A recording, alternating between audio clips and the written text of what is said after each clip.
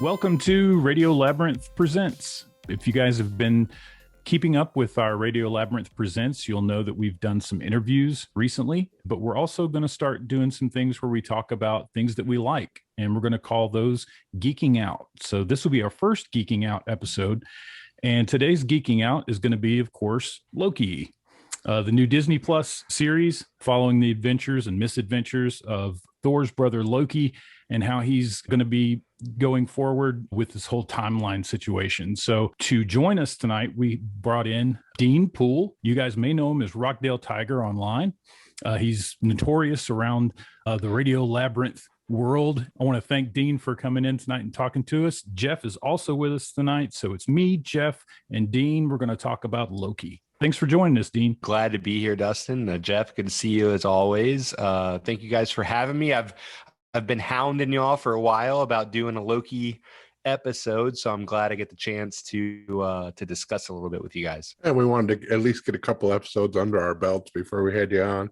You know, I am also the co-host of the Radio Labyrinth daughter podcast, MicTV, with Lisa and myself. What do you always say, Jeff? We're a little too thorough about a lot of things we talk about, but we did talk about Loki this past week with Roby Neely, guest starred with us. We talked a little about this past episode of Loki and some other TV shows, but I'm glad to get a little bit even more thorough, more in depth with you two.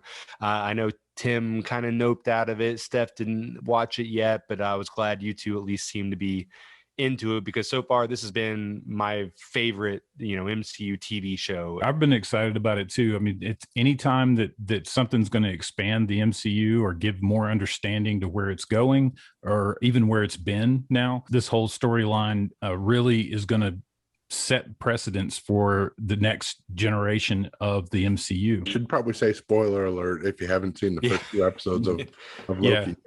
Now, at the time of the recording, we've only had 2 episodes come out. I think the 3rd episode will be out by the time you guys see this. Probably come back at least towards the end, maybe after it's wrapped, and kind of go over everything. But we just kind of wanted to go over what's happened so far.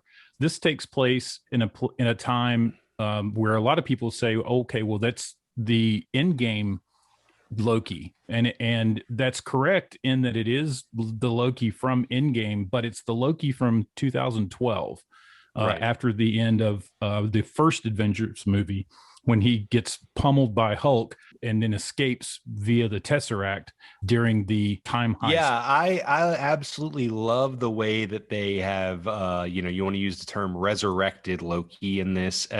Comics and comic movies are, especially comic books, are notorious for killing off and bringing back characters for all sorts of things. I think in the MCU, even Loki has died a couple times in our eyes, right? Or, has gone away and always come back. I think this was a very clever way to bring back Loki without taking away the impact of his death from Endgame. The fact that this isn't the Loki that we have been accustomed to. This is the old Loki, and I love the way it reminded us of that from the beginning of Loki, the show, going back to 2012. This is the true bad guy Loki before he was redeemed, before he's patched things up with Thor. This is glorious purpose. I'm here to rule the world and become the space king Loki. So I love that we're seeing the quote bad Loki as it was. Hiddleston going to have to, bring a whole new character of Loki out during the series. But I got a feeling as this goes on and we see more of the variants, and especially if a lot of these variants start coming into play in the show, you're going to have completely different characters that Hiddleston's going to have to come up with, which are just small variations of what he already is. He hasn't redeemed himself yet. So I think he's going to be able to go about that a completely different way than we've seen in Endgame, and how he ultimately sacrificed himself, for Thor and Asgard at the end of Endgame. Yeah, I'm interested to see if I kind of don't want the redemption of Loki arc anymore. That I don't want him to be redeemed by the end of this, because we've already kind of had that. I am interested to see a different, all pun intended for the show, a different branch of the Loki. I want to see a variant of the story, right? Like I want to see him kind of maybe end up, even if he ends up in a positive way, I don't want to see necessarily it go the same way it did. I think they can do something different with him. The fact that they've already, it hasn't been officially announced, I don't think, but that they're already producing the second season shows that they have plans for this. So I'm very interested to see where it goes. If it becomes a Owen Wilson Loki show, TVA X-Files type thing, or if Loki goes somewhere completely different. I'm really interested to see where they could go with this. I love the variants. I'm very interested. To the last episode, we saw the different, a couple of different potential variants with the soccer champion Loki and the that was Loki. that was Tour de France. Yeah. Oh, okay. Oh, the bison, even better. Yeah. I want to see some of that. I hope they show some of that. But I really hope we see a different path for Loki. Just instead of he's redeemed, he becomes, heartfelt good guy at the end. Well, I think that was the variants, showing the variants and showing the different ones. I think that was the reason maybe why they chose the Tour de France as opposed to soccer, because I think they were trying to kind of align him more towards someone who gained all of our trust and then was cheating his way through it. Oh, nice. I never thought of that. That's a fantastic little, I mean, everything about, I look at everything about this show as coming from Loki that we do know and what he could be capable of. I mean, people were complaining about the font on the title screen, and what they don't realize, the title screen font, each letter is stolen from somewhere else in the MCU. Exactly. Yeah. So I think the L is from Hulk, and and other things, as so that every little thing the production company has gone through and done is using that mentality of what is Loki and what is he about. Now, were you a comic guy as far as reading the Loki throughout the years, or is it something? No, so my love for Marvel comes, I was a Marvel card collector. So I was born in 84. Mm-hmm. So like right when I was getting into, I remember in kindergarten bringing cards to school and showing kids like that. I got into Marvel cards when they were at their, when they were really coming into their own in like 1989, 1990. Series 1, Series 2. I think Series 2 is the first full set I had. Marvel Masterpiece in 92, 93. I was a card freak for Marvel cards. I read comics on and off, but I never fully got into full arcs, anything like that. For me, it was the cards. I loved just seeing the power sets on the back, their ratings, reading little blurbs got me into it. So I am that. I feel like y'all are a little bit, Dustin, me and you are a little bit closer, but I know Tim and Jeff, y'all are more the comic readers, where I got into comics because of the cards. And then I really got into, of course, in the 90s with all the animation, X-Men animation, X-Men animated series, Spider-Man animated series, all those Fox cartoons. That's where I really got into the stories. But the movies were a treat to me, seeing the hero shots. I never get tired of, Tim always, tired of the cape shit. I never get tired of the cape shit, man. Like even the worst Marvel movie or worst DC movie is still something I can throw on and watch. So, no, so Loki, to me, as much as I knew about him, I don't know much about him from the comics. Most of my Loki knowledge is MCU knowledge, and I love him from that. But I know this is hopefully I know they said that this is not pulling from a specific arc or anything. It's pulling from a bunch of things. So I'm very interested to see the kid Loki, the lady Loki, the potential other Lokis we're going to see in these next few episodes. What was your first? Did you read the comics with Loki in them, Jeff? No, not really. I was always more of a DC guy, but Tim would get the books and we would swap them back and forth sometimes. Like I would give him my DC books and he would give me a couple of his Marvel books. But he was more into Iron Man. So you'd get those hunks of arc for like 2 or 3 episodes and then not figure out where it went. Yeah, and I could never get into it that way. Yeah. Yeah, and that was the thing about Marvel. Marvel, their arcs were long game. I mean, they would go on for years and then come back up 5 years later. So yeah, and I collected comics growing up, and that was kind of my thing. And I was more Marvel, just because I think when I was first given a large amount of comics from someone, it contained more Marvel than anything else. And so that was just what I continued collecting. But yeah, I mean, I didn't really follow Thor that much in comic collecting. When I read it, it was so Shakespearean in its delivery that it kind of lost me. You know, I was more of along the line of Iron Man comics for sure. And then, you know, I like DC and stuff too. But the things that they're bringing up in the storyline are an amalgam of arcs and storylines and things that they've had to curtail from Marvel reality of the past into this new MCU, which kind of uses a little bit here, a little bit there. But I'm glad that the parts that they're using, that they're bringing up, they're bringing up things that I didn't think they would ever bring up, like the Timekeepers and the TVA. Right. I mean, that's amazing. I mean, the TVA originally was taken, or the concept from it was taken from the real TVA, the Tennessee Valley Authority. And I have ties to that myself. My grandfather, both my grandfathers worked for the TVA. So, and the TVA, if no one knows, they started the energy production in the 30s and 40s in the Tennessee Valley. And they were also created and used in conjunction with the secret city of Oak Ridge to create the materials for the bombs dropped on Hiroshima and Nagasaki.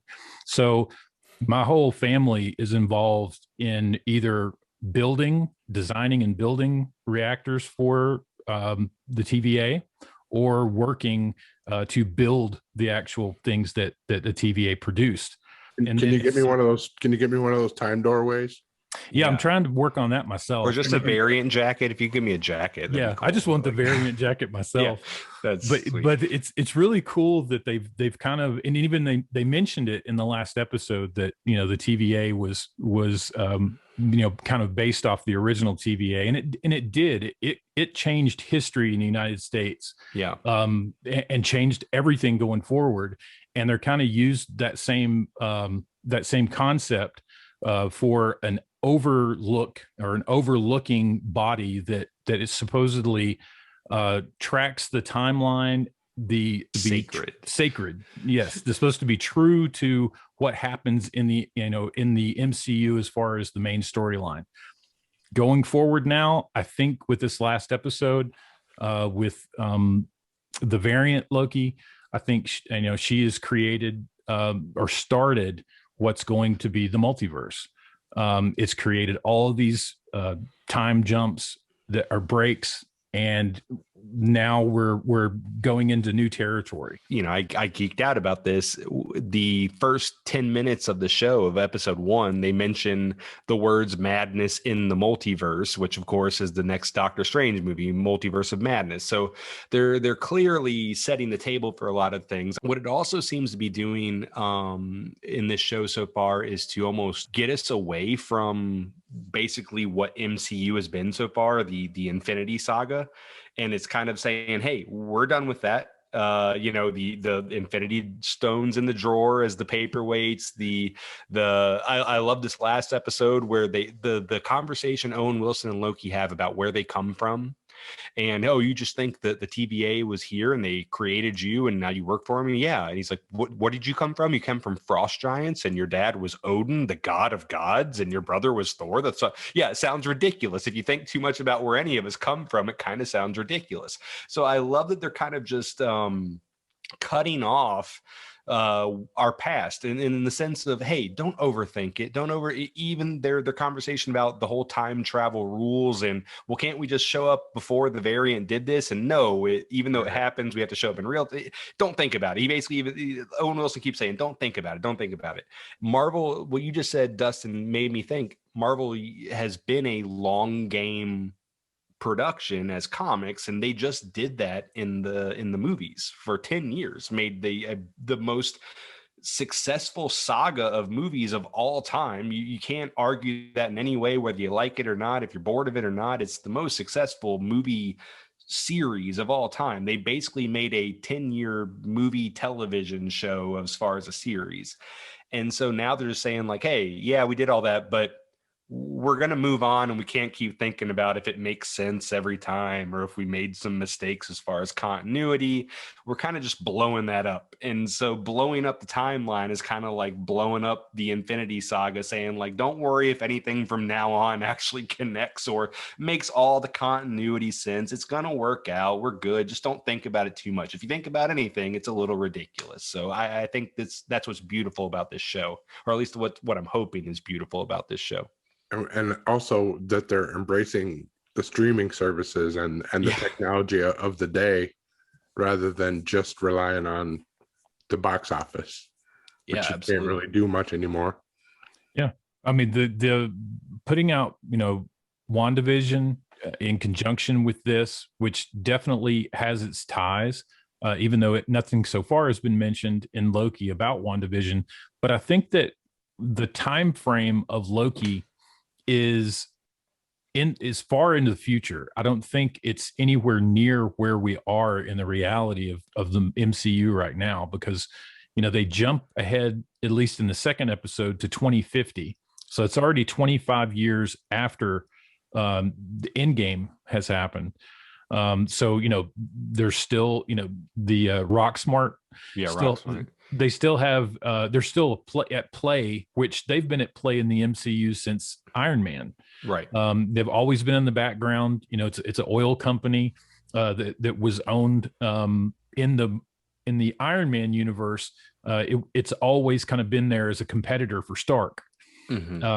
And it's been a conglomerate that's just built in the background. Now that may come going forward in the MCU, and I think that it will. They wouldn't have kept it in for 10 years, if it doesn't have a place. But it is kind of strange that, we know, like you said, all this stuff's happened and they're jumbling it up now, but they've made some declarative statements where, everything that happened in Endgame was supposed to happen. Right. And, at least we know if we're at 2050 and things were as they were supposed to be, then those are things that can't really be changed. They can't go back and change those. It looked like a lot of the dates. I don't know if you've went on YouTube and started freeze framing stuff and seeing some of these names on the splits on the timeline. But it goes, it has places that are Ego, right. It's basically all the MCU places. It's yeah, Ego. They've had where they had the Power Stone. The planet with Red Skull. With the Power Stone. That also was mentioned, as well as places on Earth that were mentioned at different times. And they had Cookeville, Tennessee, listed in there, which, and it's funny, a lot of these guys that go back and find all these Easter eggs, a lot of these places, like the Cookeville, Tennessee in 1993, the only thing comic related that happened then was a treasure trove of comic books were found in a basement of a home, and it had millions of dollars worth of comics in 1993 in Cookeville. So, I mean, it not only do these things associate to the MCU, but they kind of associate to Marvel in general, even in our timeline or our world. So I think it's kind of funny how, they show you all these little pieces, and we know from Marvel past that those little pieces always come into play later. Wakanda was mentioned, way as far back as Iron Man 2, as far as if you could look for it and find it. So, keeping your eyes peeled on all this stuff really kind of gives you the only insight that you could possibly imagine for what's coming, because we definitely know from WandaVision that there's no way to predict what's going to happen. If that's the case, we would have had Mephisto 5 episodes in. Hey, Mephisto is in MODOK, guys. You got to get on to MODOK. I've been telling you got to watch MODOK. I haven't given it a chance puppet yet. Children hands. It's the best. It's MODOK. I'm hearing mixed reviews of MODOK. I want to give it a chance, but look, man, MODOK is Tim said it the other day, and this is what I told Lisa on MicTV several weeks ago when it first came out. As soon as I started watching it, because before it came out, she told me that, Mr. MicTV, that's his favorite, one of his favorite comic characters is MODOK. I don't know anything about MODOK except he's a big floating head with like he's the most ridiculous looking comic character of all, as far as like, you know, like Right. he's ridiculous looking. And apparently what MODOK is it takes this ridiculous comic character. Now it's Patton Oswalt, who is a comic geek. He's a super comic nerd, and I'm sure he has much respect for MODOK, but he basically found like this is a crazy character. And it's not a MODOK as far as comic, you know, it's not the MODOK show. It's basically it is a family drama, but also a sci-fi drama with MODOK from Marvel as the main character. I'm sure it has nothing. I'm sure there are the whole thing is there's awesome references. There's comic references galore in it, which is what I loved. Fing Fang Foom shows up twice in the series. And if you if you told me 2 years ago, much less 20 years ago, that a show would have Fing Fang Foom multiple times in it, you'd have blown my mind, right? Like that's the most obscure character who's going to show up, and he's in it. There's a whole show about the no-name villains of these like no-name villains from Iron Man and comics and stuff that are all in there. It's silly, it's dumb, it has no connection to anything. Drink a couple things, smoke a couple things, take a couple things, whatever you want to do, get yourself in the mood. They're 30 minutes, 23-minute episodes. There's only like 8 of them. Enjoy it. Just it's you get a little buzzed, watch it. Don't think of it too seriously. If you love Robot Chicken, like I love Robot Chicken. I grew up with Robot Chicken. Like, Adult Swim started when I was in high school, so I grew up with Adult Swim, and it's a Robot Chicken show with a Marvel character as the head of it. If anything, they just bought a Marvel character and made a show out of it, but it's funny. John Hamm is Iron Man. A few times he pops in is great. It makes me want John Hamm as the next Tony Stark. You got it. It's MODOK's good. It's stupid, but it's good. I'll give it a chance. Maybe we could talk about it more when we do another episode of I'll check it out in the meantime for sure. So what do you think is going to happen with Lady Loki, or do you think it's Lady? There are a lot of rumors it's not Lady Loki. It might be the Enchantress. So what do you think? It would be more too on the nose, I think, for Marvel to pull the Enchantress out, but it does fit within the world of Loki, the original world of Loki and Thor. And kind of pulls from there, which I think that would be a little personal for where we're at as far as Loki bringing us into a larger world with Marvel, an expanded universe, so to speak. But it would be a good stepping stone. I think that we've got who is Mobius's boss, the lady that is over him, Ravenclaw. Now she in the comics was the girlfriend of, or Kang. the lover of Kang. And so I think that, I mean, there's always the possibility with WandaVision where everyone kept saying Mephisto. I think this is going to be Kang. Kang's going to start coming up. If they don't introduce it straight away, it's going to be the Mephisto of Loki. I really hope Kang is the next big bad. They from what I've heard, he's supposed to be the bad in the new Ant-Man movie, which is like 2 years from now. That's what I wanted to ask you guys about. Have you heard this theory that the TVA is in the quantum realm? It makes sense. I mean, because they keep saying it's not like there's something weird about the TVA. It's not a real place. There's a lot of Wizard of Oz kind of shit going on, right? Like. Yeah. I even think Owen Wilson might be. He's either an android or he's a copy, because whole like he leaves the rings on the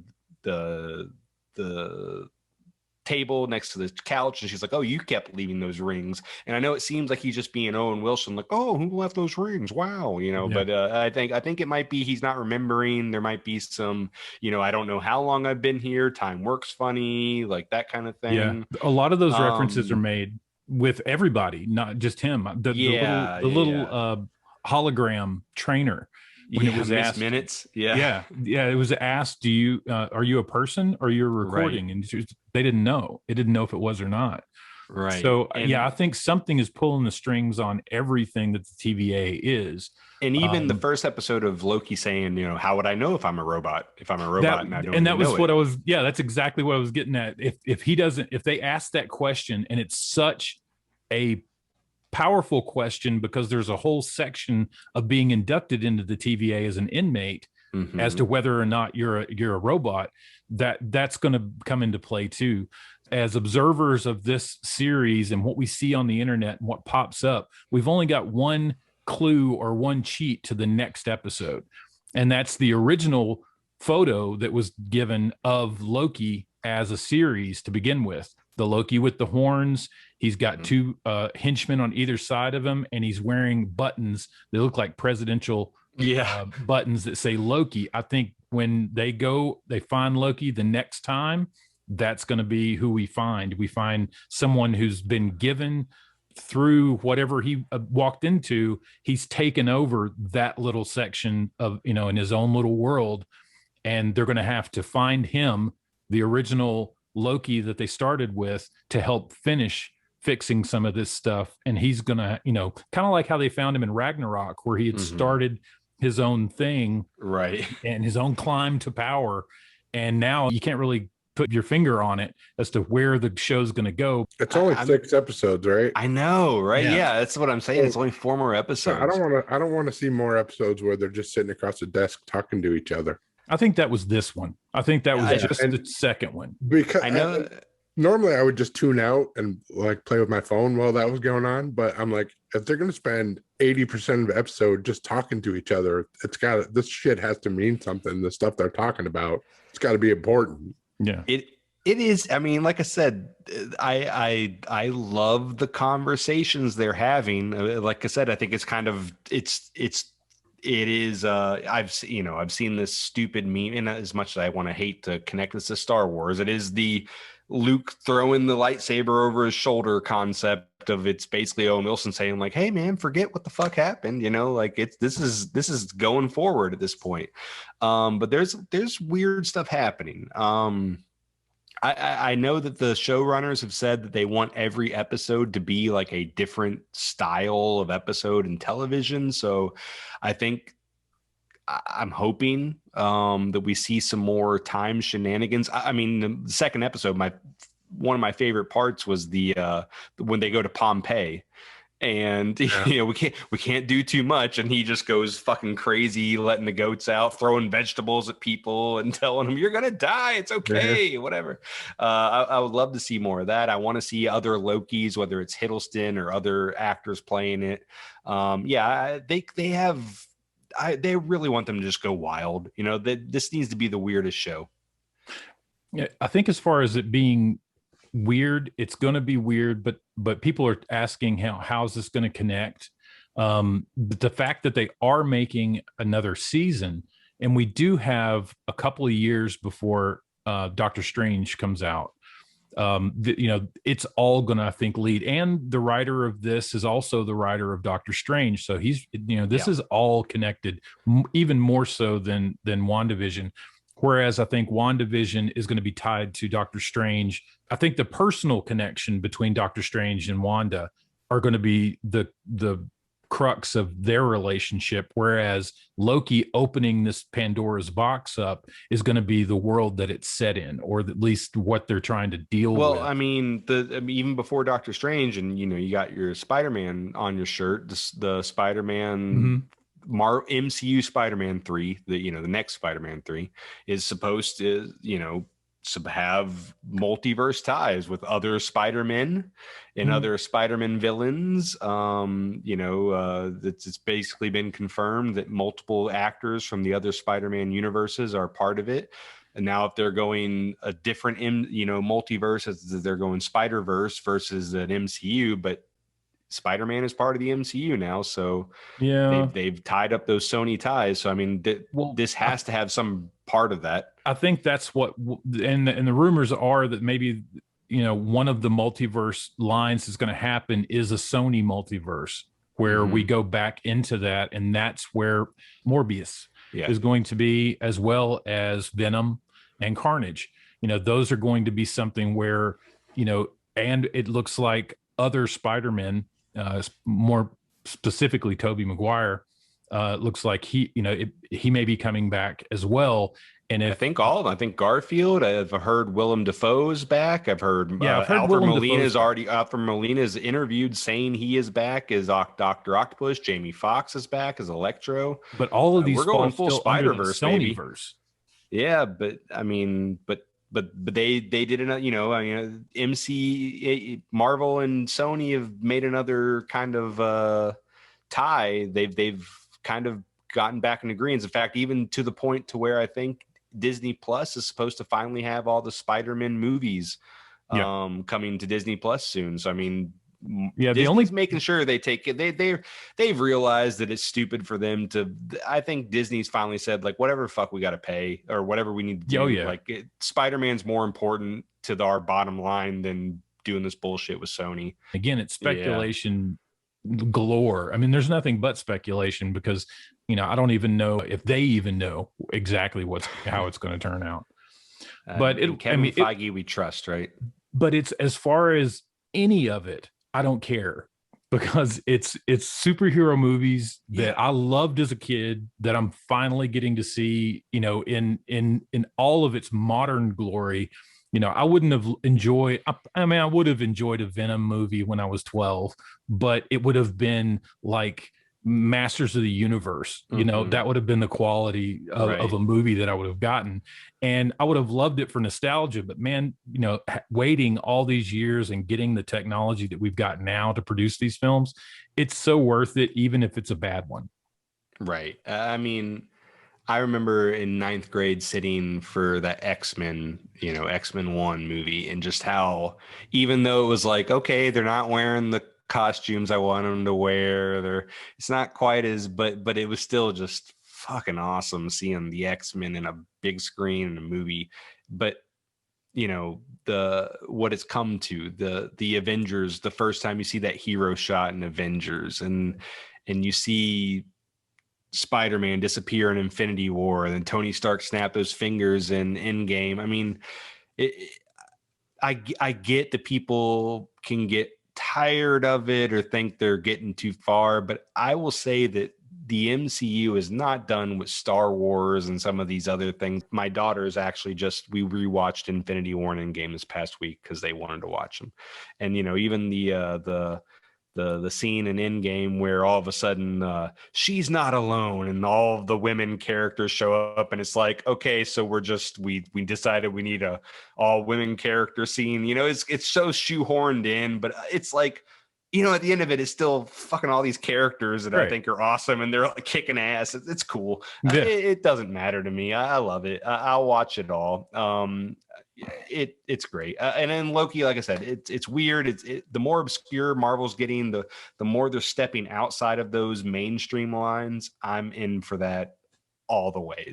I want them to stay weird. I want them to get a little bit more out of their box.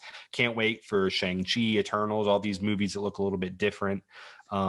Very interested in it. So I'm all for it. I'm 100% in. And before we wrap, have you enjoyed seeing anything you've recognized around Atlanta in the series? I went to a for some kind of science thing when I was in 9th grade. We went to that Marriott hotel, and we go every year for Dragon Con. So basically, that's the first time I've been in the hotel many times since, but in 9th grade, we had like an hour lunch. None of us ate lunch. We went and got on those damn elevators and just went up and down as many times as we could, you know, seeing who would puke or freak out because they were getting too high. Yeah, we went up and down those elevators 20, 30 times. Yeah, absolutely. That was awesome.